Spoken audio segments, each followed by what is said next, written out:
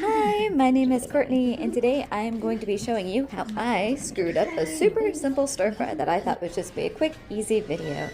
Right now, I had just finished washing all my veggies, which I have sweet basil and purple basil, along with some Malabar spinach leaves and stems, which came from my garden.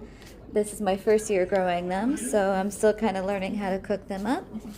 But right now I dice up all of the basil, kind of bring out more of the flavor profile.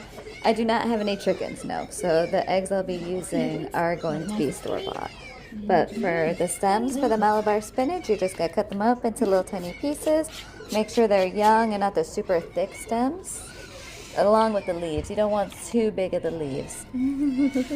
And I just cut up the little ends of some of the white onion. Now I'll be using garlic. And no, I don't use any measurements in this household. Some ginger.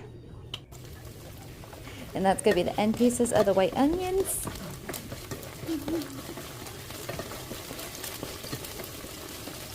I try to mix it all up, and now you're going to watch all of my oil fly all over to the countertop. I did not even think twice before adding all that in and watching them all pop up like popcorn. Stir it very well, make sure everything is nicely coated. What's going to be going in next is going to be the Malabar spinach. It's going to be the roots. They have a very similar taste to me as asparagus, but some people around here might not know that they're edible. So stir it up well again.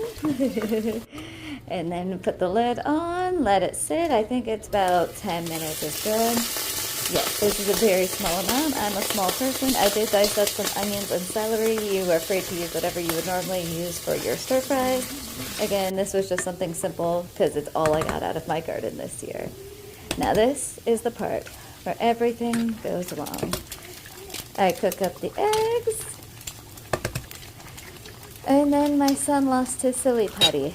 And of course, every single time I ever go to try to find his silly putty, it's stuck somewhere, and I was gone for too long.